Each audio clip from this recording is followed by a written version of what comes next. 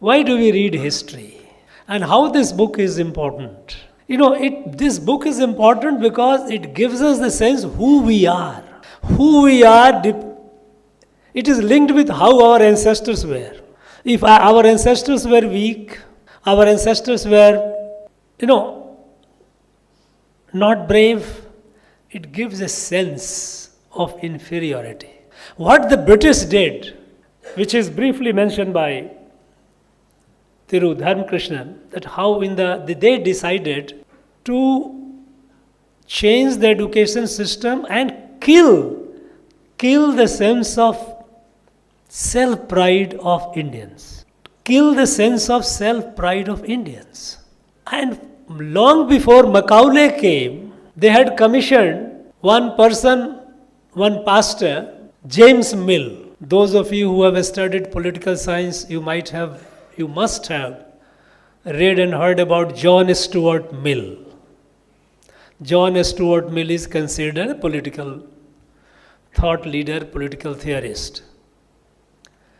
James Mill was his father. He was asked to write a history of India. And this man did not visit India. But 1801, by the time the Battle of Panchalankurichi was over, and the first decade of 19th century, 1801 to 1810, during that time, he wrote 5 volumes of history of India. He wrote a history of India without visiting India. And in which all through the book he has said, Indians are cowards. Indians are worthy to be slave. Indians are impotent. These are the languages, these are the words he has used about Indians. Deliberately. This man was not a historian at all. He was a pastor. He was doing sermon in the church. But he wrote the book on the history of India. And that too 5 volumes, not 1 volume. 5 volumes, history of India. And that book subsequently was brought in India when the British education system started. And they introduced that book as a reference book, History of India. And we started reading that history of India.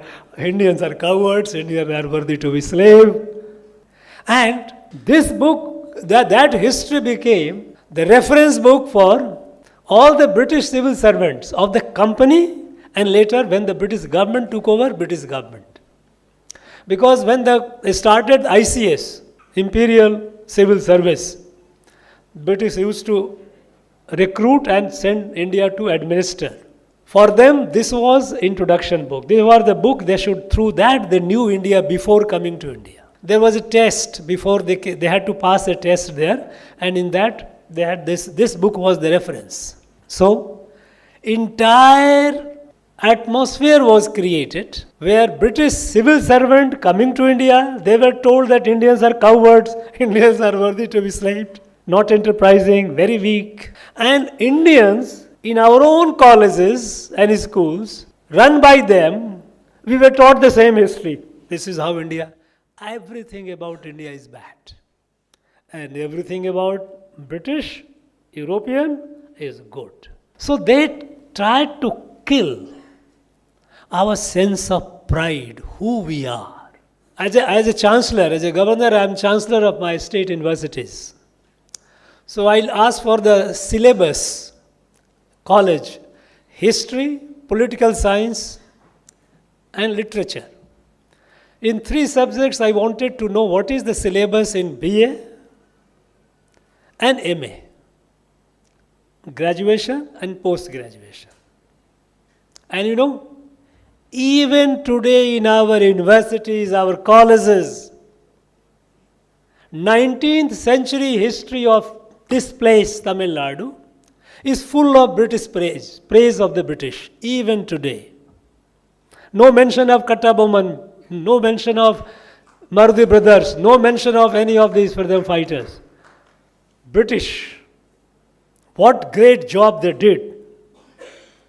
And 20th century, because the 200 years of history, 20th century, all Dravidian movement, Dravidian leaders, No mention of freedom movement, no mention of all those people who did contributed. So, even today our students are being taught that British were great. Thousands and thousands of people from this land, they have fought, they have given their life for the freedom of this country. I don't know how many of you are aware. Because when I was visiting places in our state, I found a number of places, a number of people, admirer of Netaji Subhash Chandra Bose. Then I found, look, there are lot many people who are admirer of Subhash Chandra Bose, Netaji.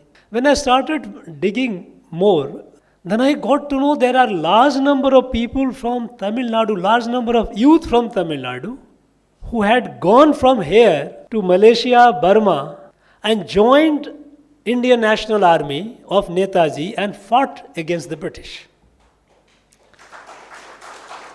You know, we commissioned a study. How many? Let us identify how many of them. We have already crossed more than 4,700. Our estimate is it will be much more than 6,000, but at least so far, more than 4,700 young people from Tamil Nadu went from here. Many of them, they died fighting the British.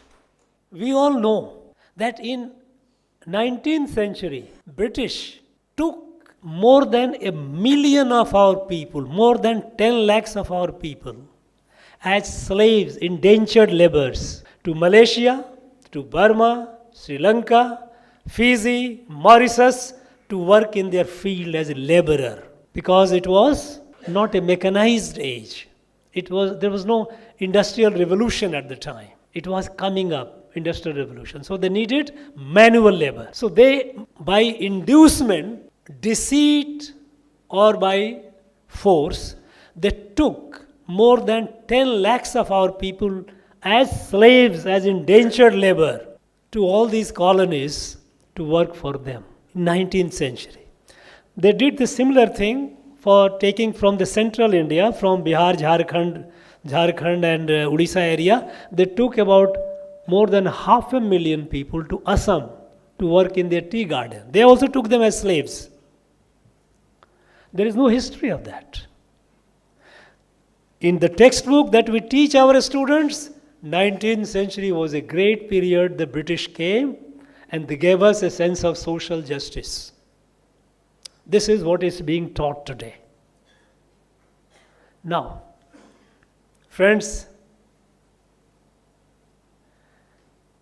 a nation, a society that forgets its heroes and martyrs, those who gave their life for the freedom of this country, those who gave their life defending the freedom of this country, both. Kata Bowman gave life defending the freedom. There were others who fought to get the freedom. If we forget, any nation and society that forgets its heroes and martyrs has no future. That society is ungrateful. And an ungrateful society, ungrateful people can never have a great future. We cannot afford to forget great warriors, great martyrs like Veer Pandya Kattabomman. And hundreds of people, those who thousands of people who gave their lives under their command fighting the British.